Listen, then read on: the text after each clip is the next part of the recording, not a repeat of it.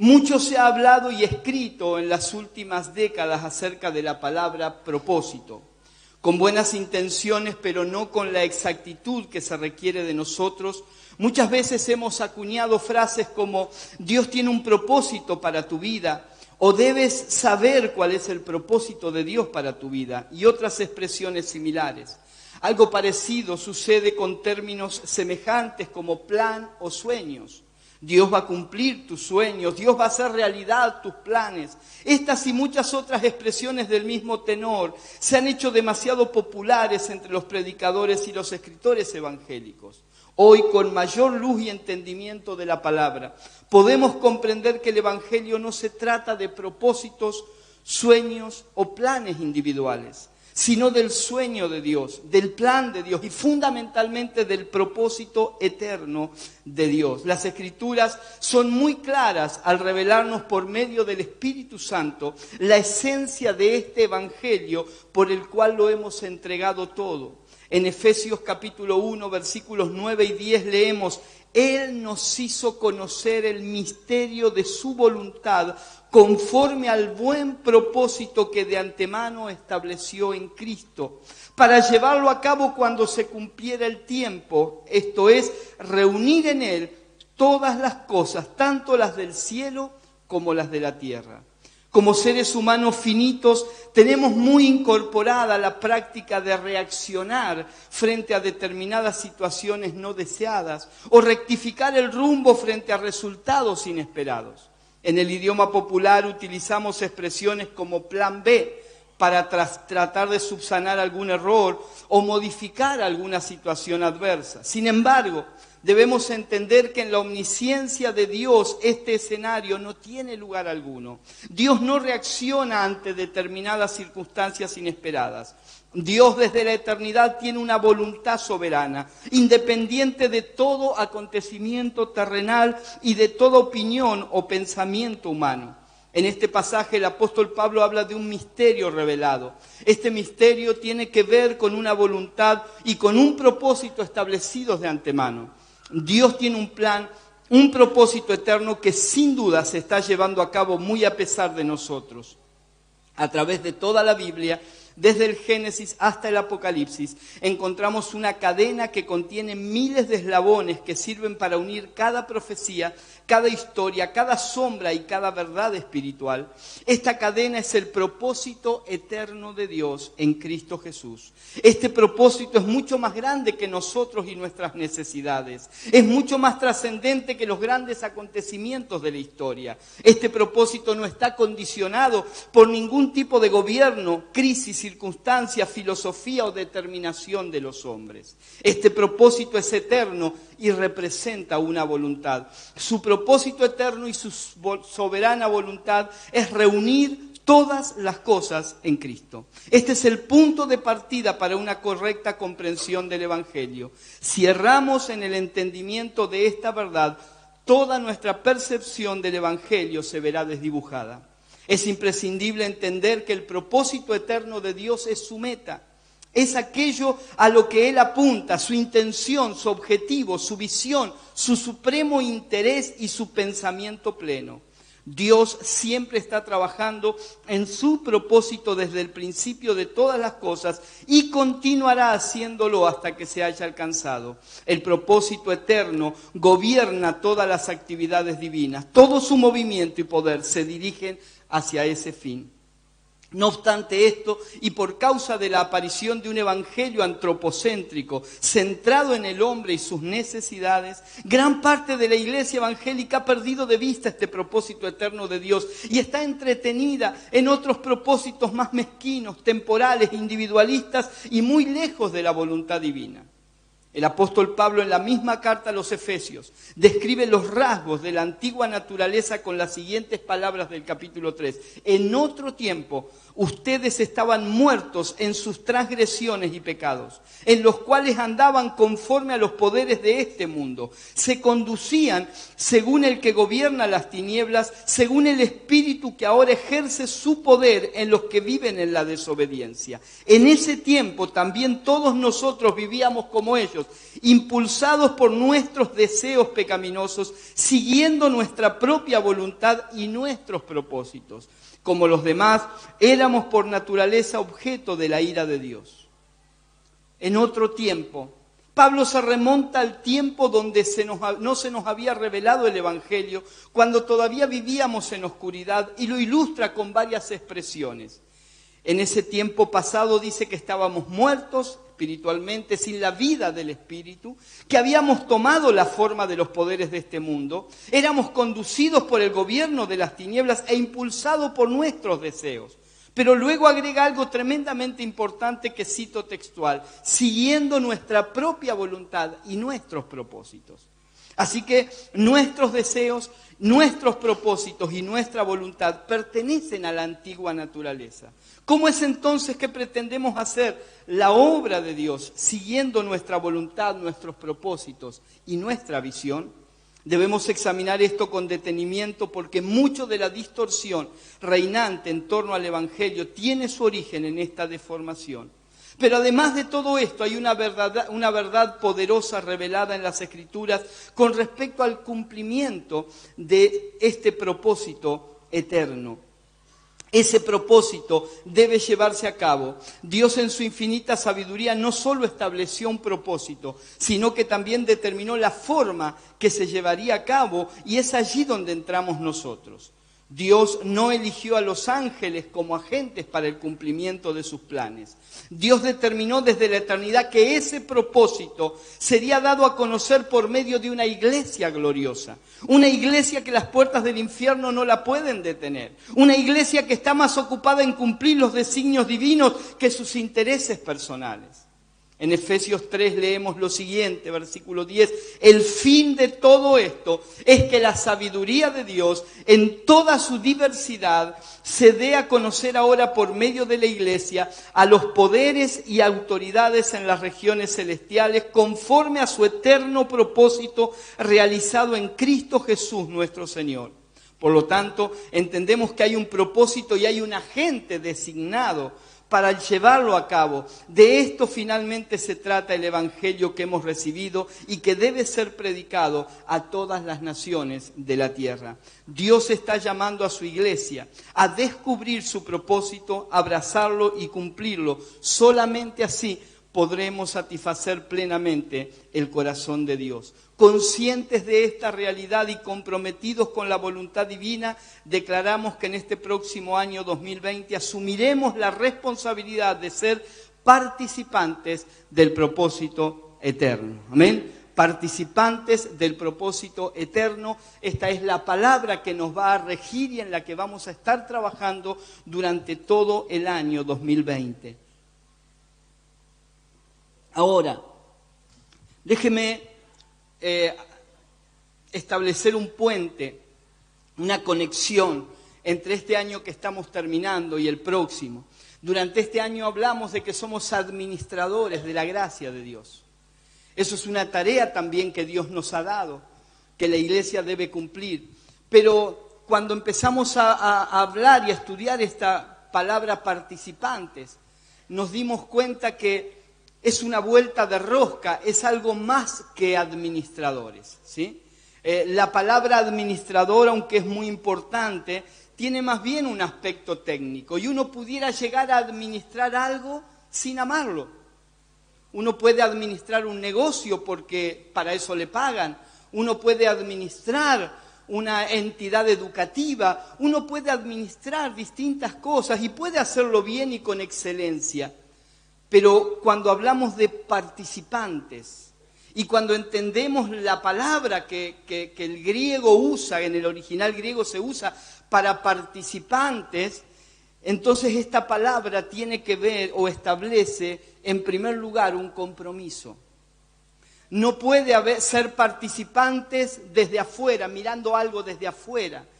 No podemos participar desde afuera, no podemos participar sin estar comprometidos. Tal vez alguien puede administrar sin demasiado compromiso, con pericia técnica, pero para participar necesitamos estar absolutamente comprometidos con aquello en lo cual estamos participando. Acuérdese que yo les dije, y lo quiero reiterar porque es muy importante para entender participación. La palabra de Dios, la palabra griega que se usa para participantes o participación es la palabra koinonía. Esta palabra significa para nosotros comunión, la común unión entre distintas personas. Pero la raíz griega de esta palabra koinonía es la palabra koito. Y usted sabe a lo que esto se refiere, hablando de un nivel de intimidad, de un nivel de profundidad en la relación, donde ya no podemos mirar desde afuera. No es algo que administramos simplemente de manera técnica, sino algo en lo cual estamos absolutamente consustanciados y comprometidos. Y este compromiso, que de esto vamos a ir hablando, equivale también, por supuesto, a responsabilidad. Conlleva una responsabilidad y la responsabilidad demanda fidelidad. Mire hasta dónde nos va llevando. Y esto solo para empezar. ¿Sí? Esta es la picada. Para que vayamos entendiendo la importancia que este tema de ser participantes del propósito eterno tiene, para que podamos realmente, hermanos, entender el Evangelio. Estamos en un tiempo donde la palabra evangelio tiene que ser redefinida. Se ha distorsionado, se ha manoseado como tantas palabras que han perdido su esencia. Y necesitamos, por medio a la luz de la palabra de Dios, redefinir el concepto de evangelio. Entonces resulta sorprendente de alguna manera que Dios nos haya confiado tanta responsabilidad. Esa sola idea nos llena de asombro, de gratitud, pero también de un santo temor por causa de la magnitud de lo que se ha depositado en nosotros y de aquello de lo cual Dios nos ha hecho participantes. Por eso quisiera que podamos ver en esta noche de qué Dios nos ha hecho participantes. Hay abundante bibliografía en la palabra. Muchas veces los apóstoles han hablado acerca de nuestra participación. ¿De qué se trata esta participación? Lo primero, de lo cual hablaremos en el primer trimestre, es que somos participantes del Evangelio. Diga conmigo, participantes del Evangelio. Tenemos que dejar de ver el Evangelio como una institución. Tenemos que dejar de ver el Evangelio. No es lo mismo la iglesia evangélica que el Evangelio, esto lo vengo diciendo. La iglesia evangélica es una institución humana que tiene sus errores. Pero el Evangelio es glorioso. ¿Amén? El Evangelio es glorioso. Por eso podemos ser críticos con la iglesia institucional, pero nunca con la iglesia de Cristo, que representa el Evangelio. ¿Está bien? Porque esa iglesia es gloriosa. ¿Sí? Los seres humanos, cuando institucionalizamos las cosas, tendemos a desfigurarlas, a distorsionarlas. Entonces nosotros tenemos que entender que somos participantes del Evangelio, no de la iglesia evangélica. Podemos ser parte de la iglesia evangélica tal vez, pero somos participantes del Evangelio. Y esto lo vamos a explicar en 3 meses. En el primer mes vamos a estar hablando acerca de que participamos del llamamiento celestial. Este es el punto de partida para participar del Evangelio. No es algo que buscamos para hacer porque no teníamos nada que hacer. No es un hobby. A ver, ¿a qué me puedo dedicar? Me voy a dedicar al Evangelio. No se trata de eso. Dios nos llamó. Hay un llamamiento celestial y quiero que lo leamos, por favor, en Hebreos capítulo 3, versículo 1.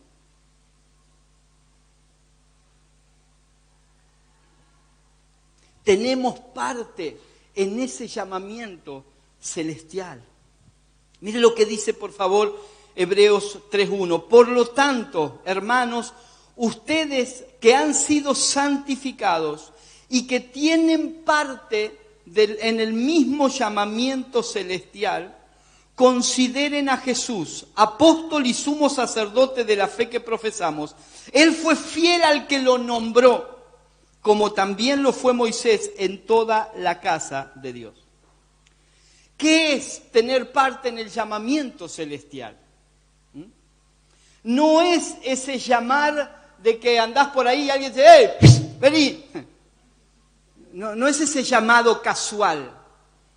Hay una palabra que usa allí que nos aclara cuando dice al final del texto que leímos, Él fue fiel al que lo nombró. Este llamamiento es un nombramiento. Y una cosa es que alguien te llama, pibe, vení. Otra cosa es que alguien te nombre. ¿Cuántos están entendiendo? Es un nombramiento para una asignación divina. Este llamamiento celestial. O sea, que Dios nos haya, que Dios, no el intendente, el gobernador, el presidente, Dios nos haya mirado a usted y a mí. Que Dios nos haya mirado a usted y a mí para llamarnos y nombrarnos con una asignación para el cumplimiento de su propósito eterno, hermano, es grosso, es glorioso. Si usted habla con algún jugador de fútbol, de primera línea, de algún club de primera, los días previos en los que el técnico de la selección argentina está preparando la lista, los tipos están pegados al teléfono, ¿sí o no?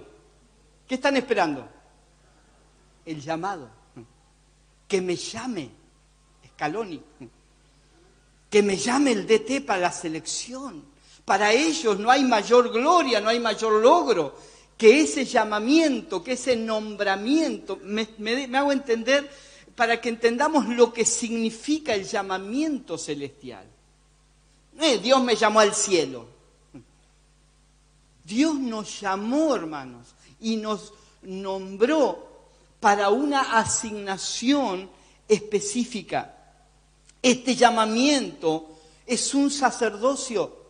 Lo compara con Jesús, apóstol y sumo sacerdote de la fe que profesamos. Es un sacerdocio, es la tarea de todo creyente. Todos hemos sido llamados al ministerio, al sacerdocio, a ser parte del cumplimiento de este propósito eterno. Este llamamiento, como ya dijimos, demanda fidelidad. Dice, como Jesús fue fiel y también Moisés fue fiel en su asignación. Ellos fueron llamados, hubo un nombramiento sobre ellos, fueron escogidos por Dios para una tarea. De la misma manera nosotros, por eso el escritor a los hebreos dice, por tanto, hermanos, ustedes, al igual que Jesús y al igual que Moisés, ustedes tienen un llamamiento, sobre ustedes hay un nombramiento, un sacerdocio, una asignación que se les ha dado y esto requiere fidelidad. Él fue fiel. ¿A quién? ¿Fidelidad a quién? Al que lo nombró. O sea, cuando alguien te nombra, vos debes ser fiel ¿a quién? Al que te nombró. Al que te nombró. Entonces demanda fidelidad. No me puedo detener mucho en cada cosa porque vamos a estar hasta las 3 de la mañana. Y este llamamiento, por último, tiene que ver con la casa de Dios. Y usted sabe que la casa de Dios nunca es un edificio. Tiene que ver con la iglesia, con su obra. Estamos edificando con piedras vivas que somos las personas, la casa de Dios. Así que, ¿de qué participamos? Del Evangelio. ¿Y esto qué incluye? Participamos del llamamiento celestial. Número 2, participamos de la herencia de los santos en luz. Siempre estamos en el primer trimestre, no se me vaya. Siempre en el primer trimestre, esto correspondería a febrero. Participamos de la herencia de los santos en luz. Mire, aquí podría quedarme toda la noche hablando. Solo quiero leer Colosenses capítulo 1. ¿Qué es esa herencia? ¿Sabe qué es lo peor que nos puede pasar? Tener una herencia e ignorarlo. ¿A cuánto le gustaría tener una herencia millonaria y no saberlo? ¿Verdad que no? Pues si no tenés, ya está, te la bancás. Ahora, si no tenés y andás pasando necesidad y te enterás que tenés una cuenta millonaria, te querés matar, ¿no? Ahora, nosotros tenemos una herencia. El problema es cuando ignoramos esa herencia. Para poder cumplir con la asignación que se nos ha dado, Dios no nos largó con las manos vacías, Dios nos hizo herederos. Leemos Colosenses 1:9, por favor. Por eso, desde el día en que lo supimos, no hemos dejado de orar por ustedes. ¿Qué oraba Pablo por los colosenses? Pedimos que Dios los haga conocer. Acá lo que se está atacando es la ignorancia. Que Dios los haga conocer plenamente su voluntad, con toda sabiduría espiritual, sabiduría y comprensión espiritual, para que vivan de manera digna del Señor, agradándole en todo. Esto implica dar fruto en toda buena obra, crecer en el conocimiento de Dios y ser fortalecidos en todo sentido con su glorioso poder. Así perseverarán con paciencia en toda situación, dando gracias con alegría al Padre. Él los ha facultado para participar de la herencia de los santos en el reino de la luz. Él nos libró del dominio de la oscuridad y nos trasladó al reino de su amado Hijo, en quien tenemos redención, el perdón de pecados. Amén.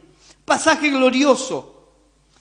Pero es más glorioso cuando podemos pasar en limpio y descubrir qué implica nuestra herencia.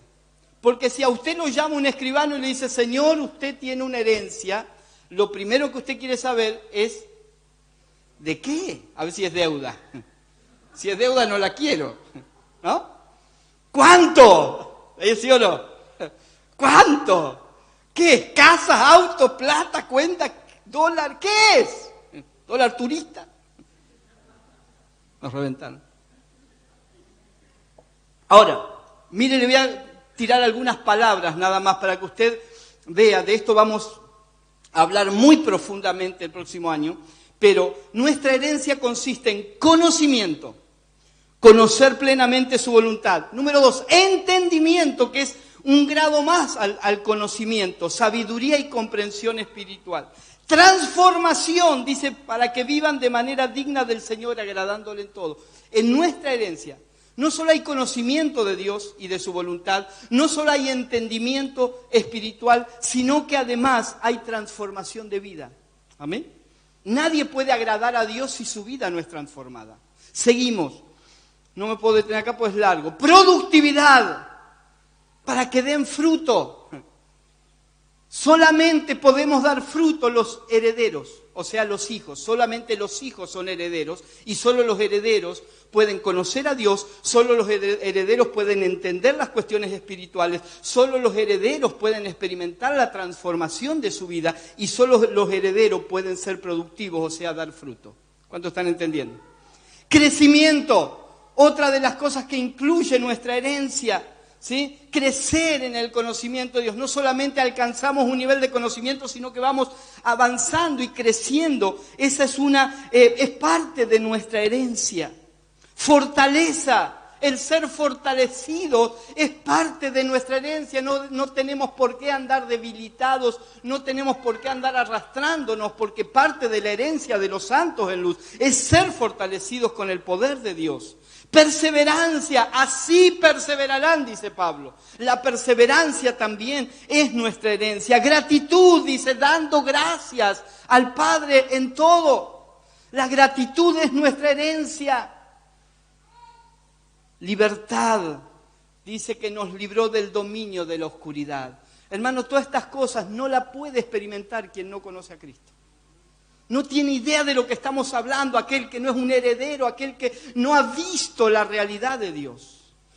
Gobernabilidad también es parte de nuestra herencia. Nos trasladó al reino de su amado Hijo. Vivíamos en un reino y éramos gobernados por el príncipe de ese reino, pero ahora Él nos trasladó al reino de su amado Hijo para que estemos bajo su gobierno. Así que la gobernabilidad de nuestra vida es parte de nuestra herencia.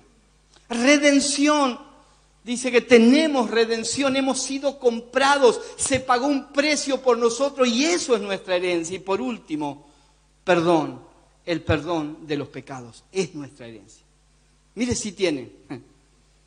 Todo eso nos pertenece. El problema es cuando lo ignoramos. El problema es cuando, porque imagine que todo esto que leí son como 10 o 12 paquetitos. Ahora usted tiene que empezar a abrir y a descubrir qué hay dentro de cada paquete. Y eso nos llevaría mucho tiempo. No podemos ignorar esta herencia. ¿Cuántos dicen amén? Así que, ¿qué es participar del Evangelio? Participamos de su llamamiento celestial y participamos de la herencia de los santos en luz. Y tercero, para el mes de marzo, participamos de la naturaleza divina. Esto es glorioso. De la naturaleza divina. Segunda Pedro 1, 3 y 4.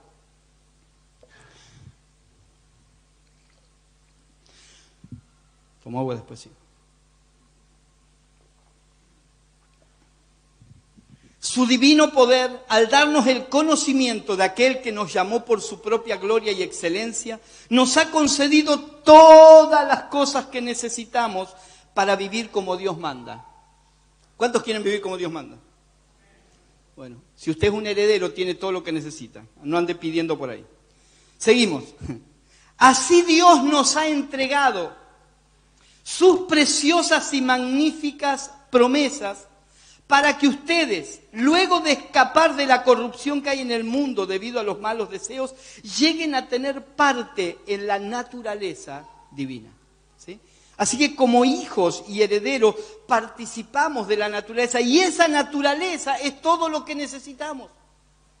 Cuando dice Pedro que Dios nos ha dado todas las cosas que necesitamos, se refiere a esto. ¿Qué otra cosa necesitamos para agradar a Dios y vivir como Dios manda? Fuerza de voluntad, no alcanza. Buenas intenciones, no alcanza. Venir todos los días a la iglesia, no alcanza. ¿Qué necesitamos para poder agradar a Dios y vivir como Dios manda? La cual obviamente es la mejor forma de vida también para nosotros. Lo único que nos permite vivir de esa manera es la naturaleza divina. Es un cambio de naturaleza en nosotros, ¿sí? Lo cual se produce por medio de Cristo. En su naturaleza es que hay preciosas y magníficas promesas. Algunos toman este pasaje y dicen, sí, porque las promesas de Dios son magníficas y preciosas. Sí, pero tenés que entender que eso es parte de una naturaleza. No son cosas aisladas, son parte de la naturaleza. En su naturaleza hay corrupción, o hay libertad de la corrupción, mejor dicho. En su naturaleza hay libertad de la corrupción, porque su naturaleza es incorruptible. Nosotros somos corruptibles, pero su naturaleza es incorruptible. Por esta razón es tan importante que vivamos de acuerdo a la naturaleza divina de la cual somos participantes. Esto es lo que vamos a estar hablando en el primer trimestre. En el segundo trimestre somos participantes de su Hijo. Diga conmigo, somos participantes de su Hijo. Otra vez, hermanos, necesitamos entender esto. El Evangelio no es algo en lo que creo simplemente, una serie de pautas o de normas. Yo creo en esto, vos crees en esto, aquel cree en lo otro y yo creo en esto. No, hermanos, no se trata de creer. Hay muchas creencias en el mundo, muchas filosofías en el mundo, muchas religiones en el mundo. Todo fracasa. Nada se sostiene con el paso del tiempo. Pero la vida del Hijo de Dios, esto es el Evangelio, la participación de Cristo. Participamos de Cristo. Ella no es el bebé del pesebre. No está mal el que lo quiera recordar así, pero Él no es un bebé. Ni es el flacucho que te cuelgan en una cruz y que tenés ganas de ir a tirarle un sándwich. Eso no es Cristo. Estuvo ahí, claro que sí, y dio su vida por nosotros. Y fue valioso, pero hoy no es ni el bebé ni el mártir. Hoy es el Rey. Y vive en nosotros, y nosotros participamos de su vida. ¿Amén? Ahora, claro, esto tiene sus bemoles. Wow, eso es para los músicos. Esto tiene sus cosas, porque hay cosas que no nos gustan. La palabra de Dios dice, y esto hablaremos en abril, que participamos de sus padecimientos. Participamos de sus padecimientos. Filipenses 3:10 vamos a leer. el apóstol Pablo dice, lo he perdido todo a fin de conocer a Cristo, experimentar el poder que se manifestó en su resurrección, participar en sus sufrimientos y llegar a ser semejante a Él en su muerte. O sea, es una locura para el mundo que alguien lo pierda todo para participar de los sufrimientos de otro. O sea, si vos decís, lo perdí todo, ahora la paso bomba. Bueno, es una cosa. Ahora Pablo dice, lo he perdido todo para experimentar el poder de Cristo, pero para participar de sus sufrimientos también. Porque eso es parte del Evangelio. Hay ciertos padecimientos, a veces internos, a veces externos, que tienen que ver con este Evangelio, que para nosotros acá es relativamente fácil, pero que hay gente que aún hoy en distintas partes del mundo por este Evangelio está dando su vida. Literalmente. 1 Pedro 4:13. Al contrario, dice Pedro, alégrense de tener parte en los sufrimientos de Cristo, para que también sea inmensa su alegría cuando se revele la gloria de Cristo. Alégrense, dice Pedro, cuando tengan parte. Y los que están escribiendo, Pablo, Pedro, saben lo que era sufrir por Cristo. Saben lo que era ser encarcelado injustamente por predicar el Evangelio, saben lo que era ser azotado, saben lo que era ser despreciado, perseguido, saben. Y ellos, desde esa experiencia, están diciendo, alégrense de tener parte en los sufrimientos de Cristo. No por el sufrimiento en sí mismo, porque eso sería masoquismo, sino por lo que el sufrimiento representa y porque vale la pena si se trata del cumplimiento del propósito eterno. Así que participar del propósito eterno incluye también el participar de los padecimientos de Cristo. 2 Corintios 1:5. Pues así como participamos abundantemente en los sufrimientos de Cristo, también por medio de Él tenemos abundante consuelo.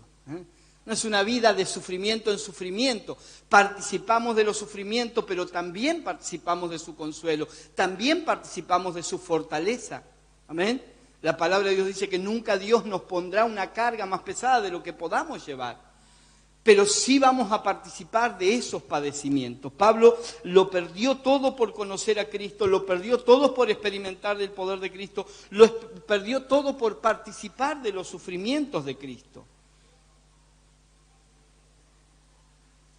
En segundo lugar, en la participación de su Hijo, participamos de su muerte, dice la Biblia. Quiero leer aquí Romanos 6:3, habría mucho para leer, pero por cuestión de tiempo, ya profundizaremos en ello.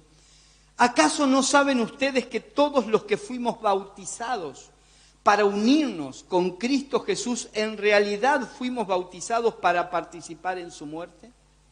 Así que, ¿qué es el bautismo? Aquí tenemos que empezar a redefinir también algunas cuestiones. El bautismo no es otra cosa que la ilustración de la participación con la muerte o en la muerte de Cristo. Dice que así como fuimos, que todos los que fuimos bautizados para unirnos a Cristo Jesús, en realidad, o sea, una cosa es la figura. La figura es que nos metemos en una pileta, pum, pam, nos bautizan, nos mojan y salimos, ¿sí? Eso es lo visible, pero en realidad, dice Pablo, fuimos bautizados para participar en su muerte. No es una cuestión de un evento.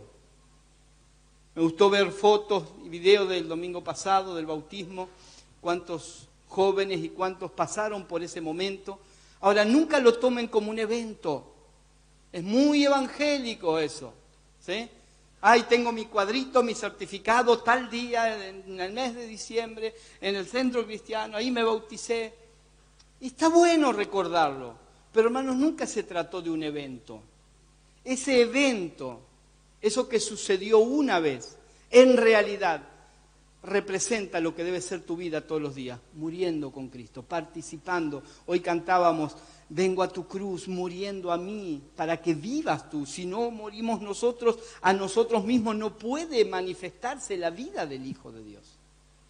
Por eso la muerte es parte del Evangelio, ¿sí? Y eso es lo que debemos experimentar y es de lo cual se nos dice que debemos participamos de su muerte. Y esto nos lleva a la tercera cuestión del segundo trimestre, que es que participamos de su resurrección.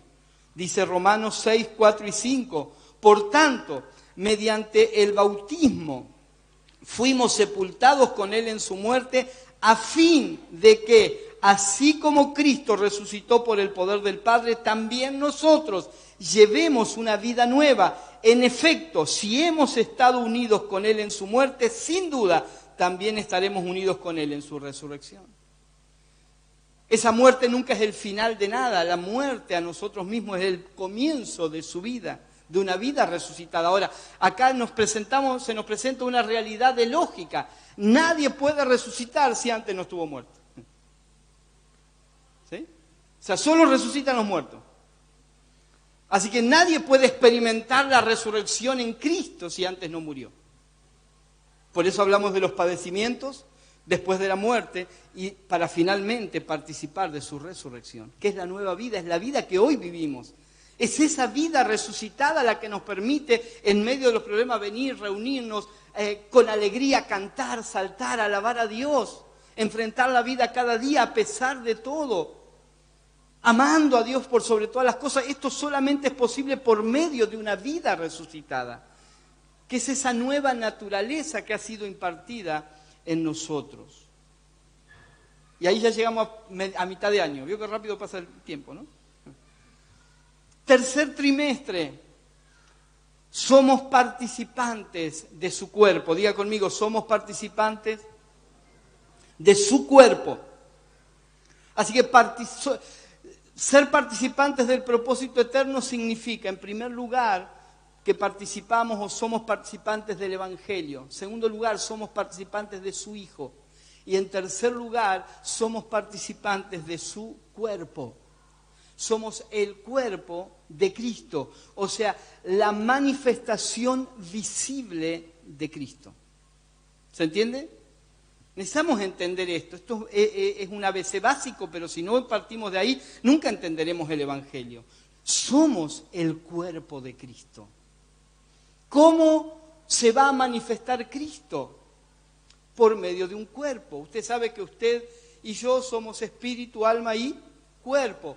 En el alma están las emociones, está la voluntad, está el intelecto. Usted es alguien que piensa, eso creo, ¿no? Que siente, que tiene una voluntad, que decide. Ahora, todo eso que usted tiene, vamos a poner que usted está lleno de amor. Tengo tanto amor. Ahora, ¿cómo manifiesta usted ese amor? Si no tuviera un cuerpo, ¿cómo manifestaría el amor? Imposible. Usted ama a través del cuerpo. Con el cuerpo usted tiende la mano a alguien para levantarlo. Con su cuerpo usted abraza a alguien que necesita un abrazo. O sea, cualquier sentimiento, pensamiento, voluntad necesita ser expresado a través de un cuerpo.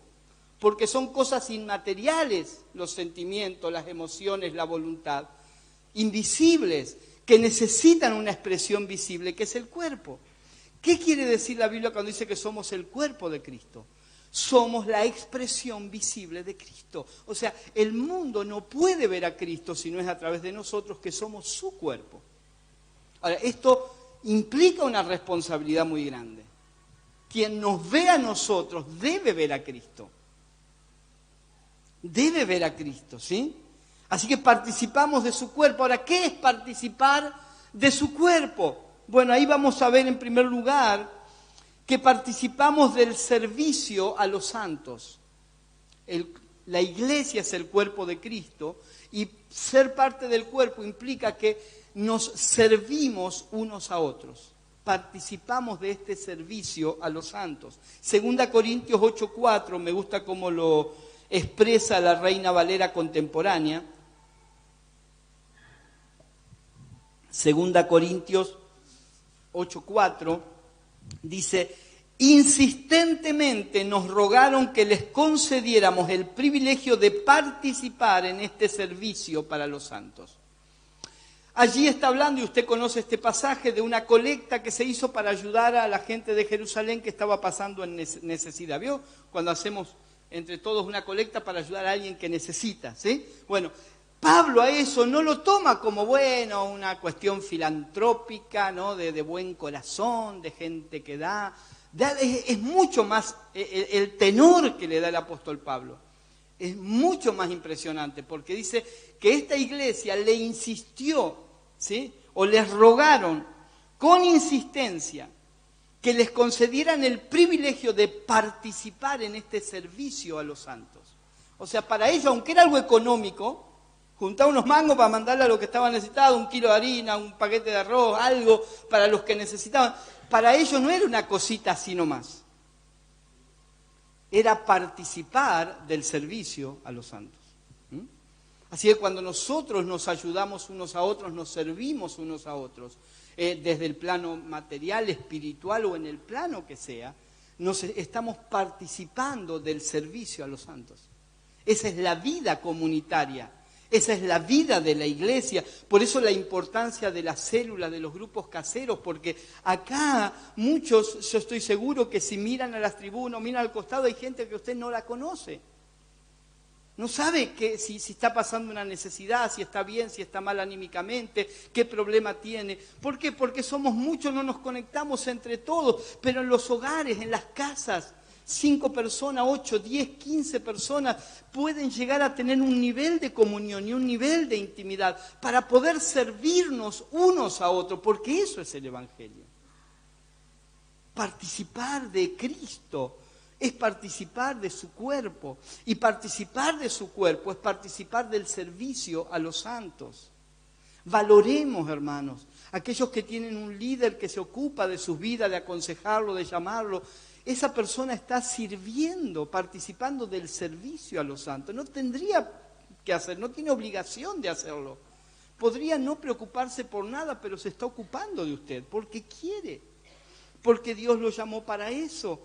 Y porque entiende que esa es la voluntad divina, pero eso es un servicio a los santos y tenemos que verlo de esa manera. Cuando usted viene a limpiar una silla, hermano, no es, sí, voy a limpiar la silla. No, estoy participando del servicio a los santos porque ahí se va a sentar mi hermano. Tiene que relucir esa silla. No importa que nadie me vea. Ahí se va a sentar mi hermano, que es parte de mi cuerpo. Si limpio un baño, si abro la puerta, si estoy acá predicando, es lo mismo. No es más importante una cosa que otra si entendemos que todo es servicio a los santos. ¿Cuántos están entendiendo? ¿Qué es participar de su cuerpo? Que participamos de los dones del Espíritu. Esto es participar de su cuerpo. El apóstol Pablo, hablando de los dones del Espíritu Santo, hace justamente la comparación con el cuerpo humano, con los miembros del cuerpo humano, ¿sí? 1 Pedro 4:10, primera carta de Pedro, capítulo 4, versículo 10. Cada uno, dice la Biblia, ponga al servicio de los demás, diga conmigo, al servicio de los demás. Cada uno ponga al servicio de los demás el don que haya recibido. No dice cada uno exhiba el don que ha recibido. No dice cada uno saque chapa del don que ha recibido.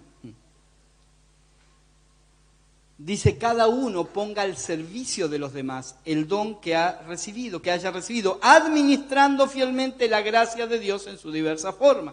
Conectamos con este año pasado, ¿sí? Con este año que todavía estamos. Pero básicamente, ¿para qué son los dones que Dios? Los dones son regalos, gracias que Dios nos ha dado, que nos permiten manifestar el que toca la música, el que está en multimedia, distintos hermanos que tienen gracias que Dios le ha dado en distintas áreas. Algunas son más visibles, otras menos visibles, pero todo tiene que ver con la participación del cuerpo. Uno es mano, el otro es oreja, el otro es nariz, no todos tienen la naricita como yo, pero son nariz, otro es pie, otro es dedo, no importa. Algunos más visibles, dice Pablo, otros menos visibles, ¿sí? En una mesa, probablemente en una mesa para la fiesta, lo que menos se destaca y se vea es el salero. Pero anda a sacarle la sal a alguno. ¿Sí o no? Te puede faltar la servilleta, te puede faltar la copa, no tampoco. pero el salero, ¿sí? Entonces no tiene que ver con el tamaño o lo visible que sea, sino con la efectividad de lo que tiene que hacer. ¿Amén? Entonces somos un cuerpo. Yo sé que estoy hablando de muchas cosas, pero estamos haciendo el repaso de un año, así que bánqueme. ¿Sí? Y lo vamos a desarrollar a todo esto durante todo el año. Y vamos a profundizar en todas estas cosas. Participamos también, en tercer lugar, al participar de su cuerpo, participamos de la mesa del Señor. Que es ilustrado esto en lo que vamos a hacer esta noche que llamamos la cena del Señor o la mesa del Señor. Pablo lo explica, este es otro concepto que venimos hablando y que debemos redefinir dentro de la iglesia. No es un ritual, como un pedacito de pan, un poquito de vino, no es algo que hacemos, no, se ha desvalorizado, empezando por la Iglesia Católica con la Eucaristía, y después trasladada a la Iglesia Evangélica con la Santa Cena, se ha pervertido totalmente lo que es la mesa del Señor. La importancia y la trascendencia, y otra vez, no solo es un evento, sino que es la manifestación visible de lo que debe ser un estilo de vida. Entonces, 1 Corintios 10, 16...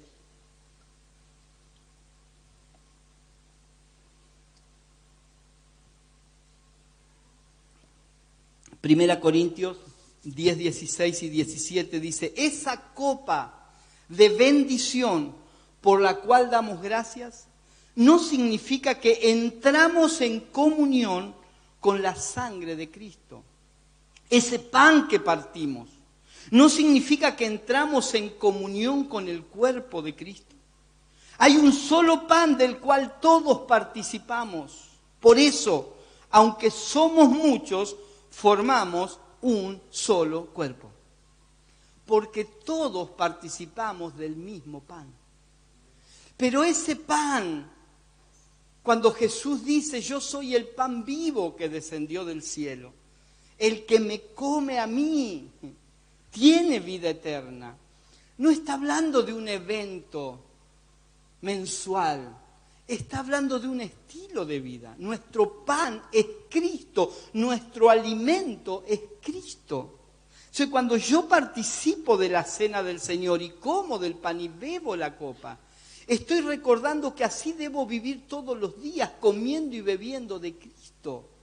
Que su cuerpo es el alimento que me sustenta y su sangre es lo que ha limpiado mis pecados. Y es la sangre, la copa del nuevo pacto. Yo tengo que entender estas cosas para no participar en vano, para que no sea una formalidad. O sea, basta, hermanos, por favor, basta de hacer cosas por costumbre. Yo estoy harto, no sé usted, perdóneme la expresión, estoy harto de hacer cosas por costumbre. La iglesia evangélica sale de la iglesia católica en la Reforma por esta cuestión. Las tradiciones y las costumbres que hacían perder valor a las verdades eternas. Y hoy gran parte de la iglesia evangélica cayó en lo mismo. Entonces, basta. Necesitamos revalorizar estas verdades eternas, por favor. Entonces, entender bautismo, entender cena del Señor, no es algo que hacemos por costumbre. Lo hacemos por mandato de Dios, pero también entendemos su significado. Participar de su cuerpo es saber a qué mesa me siento para alimentar mi espíritu. Pues si yo no entiendo, por eso Pablo, claro, no lo puedo explicar ahora, pero más adelante en Corintios dice, por eso muchos están debilitados y muchos han muerto. Y no está hablando de muerte física. La fe de muchos se murió. ¿Por qué? Porque no se alimentan correctamente. ¿Y qué pasa con tu cuerpo si no te alimentas correctamente? No, como de vez en cuando. Ah, ya, cuando lo sienta en mi corazón voy a comer. Así va a quedar. Hermanos, no se trata de eso. Somos llamados a alimentar esta vida. Debemos saber a qué mesa nos sentamos. De esto vamos a profundizar, por supuesto, cuando llegue el momento. Y el último trimestre, ya estamos ahora terminando el 2020, somos participantes de su eternidad. Wow. Diga conmigo, somos participantes de su eternidad. Hermano, le estoy resumiendo en 1 hora el Evangelio. Pero esto debe ser expuesto y desarrollado porque hay tanta riqueza. Si pudiéramos entender lo que significa participar de su eternidad. Esto es glorioso. Esto es tremendo.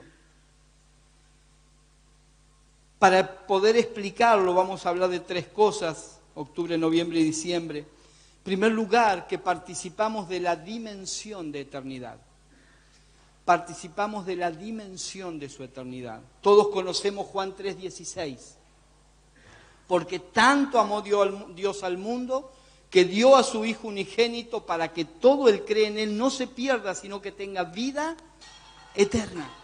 Ahora, muchas veces hemos resumido este concepto, limitado el concepto de vida eterna a irnos al cielo. Por eso, si usted mira la religión, para muchos todo tiene que ver con ¿qué hago? ¿Me voy al cielo o me voy al infierno?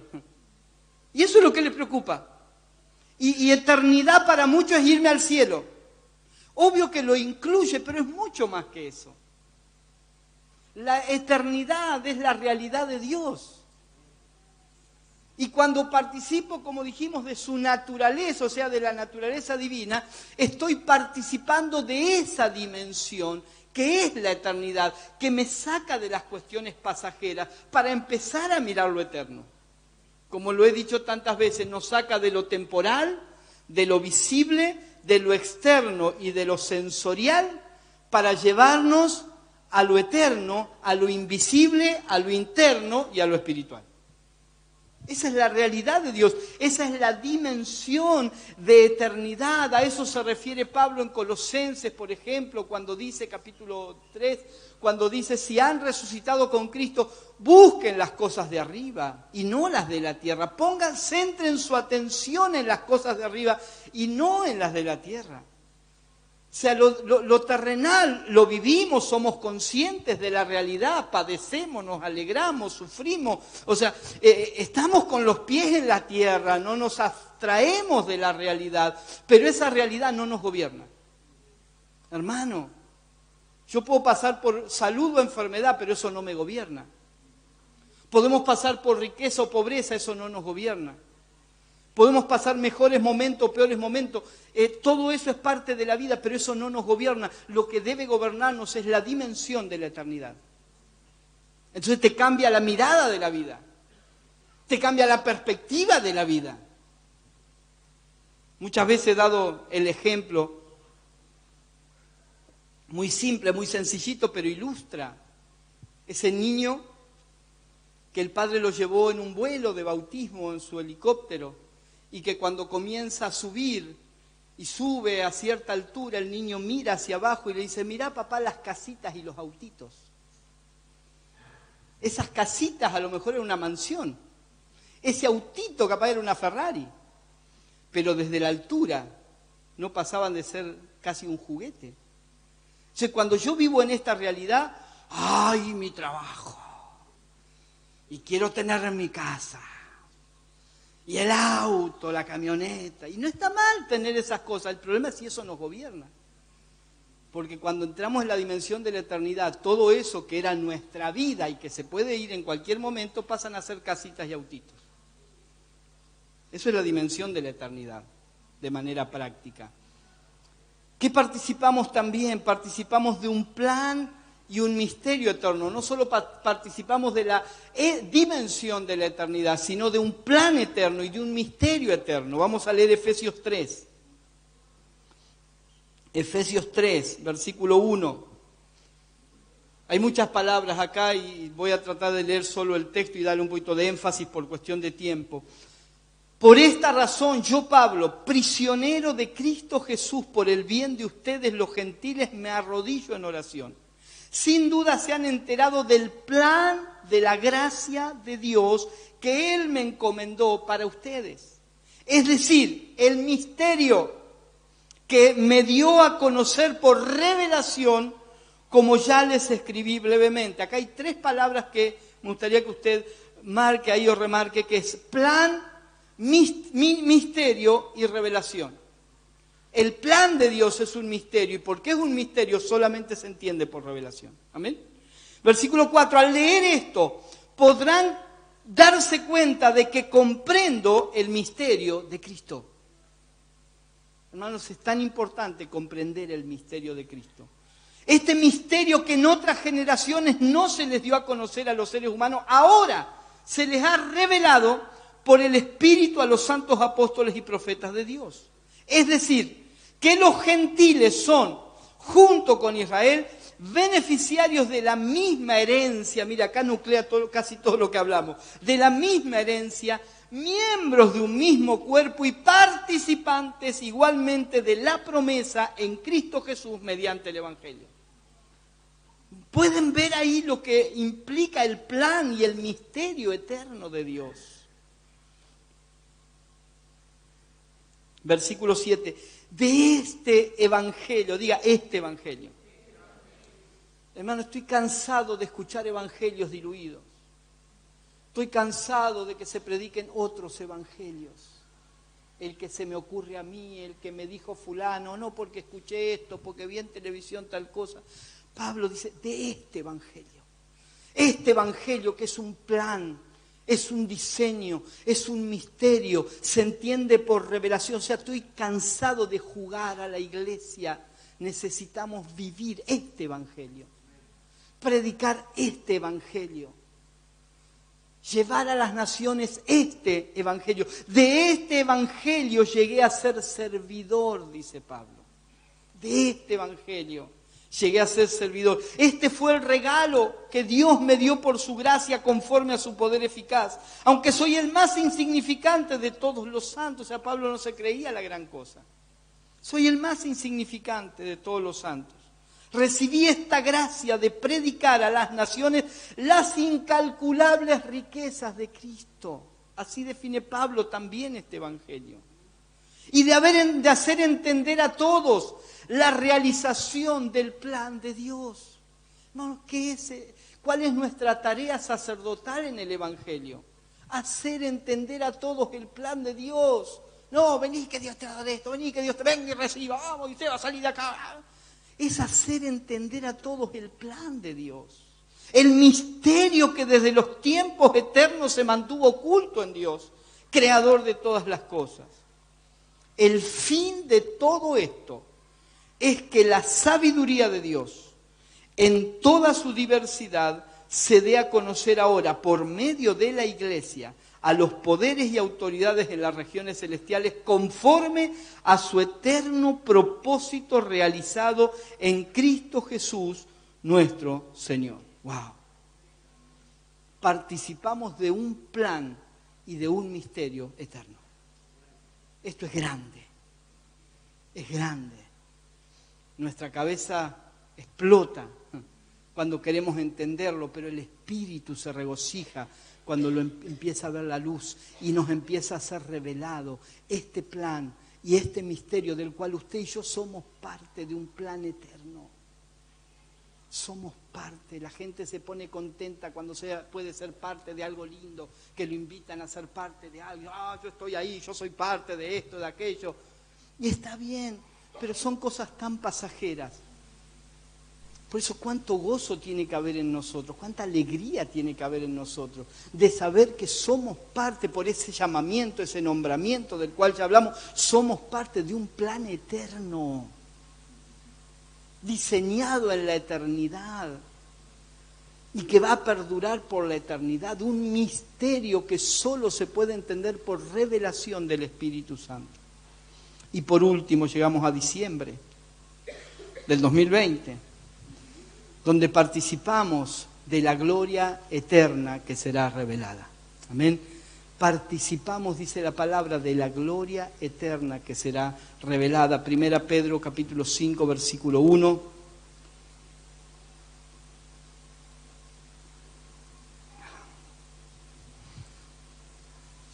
A los ancianos que están entre ustedes, yo que soy anciano como ellos, testigo de los sufrimientos de Cristo y partícipe con ellos de la gloria que se ha de revelar, les ruego esto.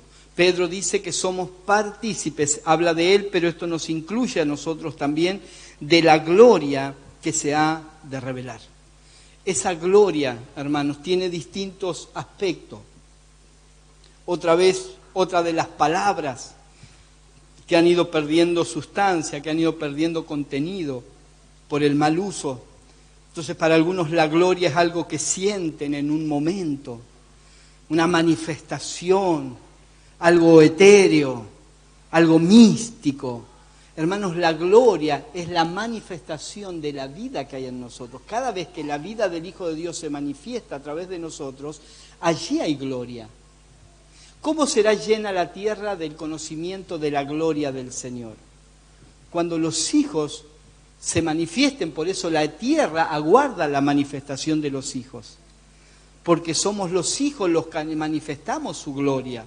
Y un día sí, la gloria de Dios, o sea, toda la majestad de Dios será revelada. Y cuando esa majestad de Dios sea revelada al mundo, nosotros seremos parte. Y tendremos parte en esa gloria. Entonces, esta realidad tiene un aspecto presente en el cual participamos de la gloria, que no es lo que pasa en una reunión, sino lo que pasa en nuestra vida cuando el Hijo de Dios se manifiesta. Y también tiene un cumplimiento futuro, cuando Cristo venga y lo veamos en toda su gloria y esplendor y participemos de la gloria de Dios en todo su esplendor, en toda su inmensidad. Ahora vemos como en un espejo, pero entonces veremos claramente, dice el apóstol Pablo, amén. Pero no es algo de lo que vamos a participar, es algo de lo que ya estamos participando, amén. Así que, repasando un poquito, entonces, primer trimestre, hermanos, participamos del Evangelio, somos participantes del Evangelio. Segundo trimestre del próximo año somos participantes de su Hijo. Tercer trimestre somos participantes de su cuerpo. Y cuarto trimestre somos participantes de su eternidad. Amén. De esto vamos a estar desarrollándolo todo en detalle el próximo año. Ahora déjeme terminar con esto que repaso un poquito lo que hablamos en noviembre. Para participar, hermanos, para ser participantes es necesario. Hay 4 palabras que debiéramos recordar. Las 4 empiezan con A, así que es más fácil para que las memorice, ¿sí? Para participar es necesario apreciar. Nadie puede participar del propósito eterno de Dios si no lo ha apreciado. Y apreciar es ver. Si no lo vemos, si no vemos en el Espíritu el propósito eterno de Dios, seremos simpatizantes pero no participantes. Y Dios no necesita participantes, ni anda buscando, simpatizantes, ni anda buscando simpatizantes. Dios necesita gente que participe de su propósito eterno. Y para participar hay que apreciar, y apreciar tiene que ver con ver, y ver, escúcheme, o apreciar es asignar valor. ¿Qué es apreciar? Es ponerle precio a algo. Eso es apreciar. Cuando ves algo, de acuerdo a lo que ves, le asignas un valor. Ese valor es el precio que le pones. Que puede ser económico o de cualquier otra, pero es el valor que le asignas a algo. Por eso, para participar del propósito eterno, yo tengo que verlo. Al verlo, tengo que apreciarlo. Tengo que asignarle qué valor va a tener eso en mi vida. Y eso va a determinar mi grado de participación.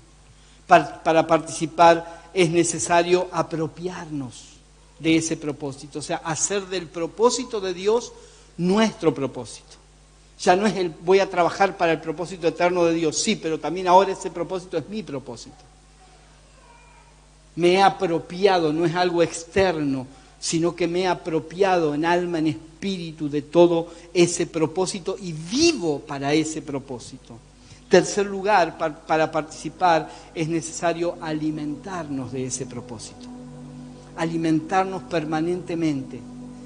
Que el propósito eterno de Dios sea nuestro alimento, sea nuestra sustancia, lo que nos sustenta, sea lo que nos mantiene vigorosos. Y por último, para participar es necesario asociarnos a ese propósito.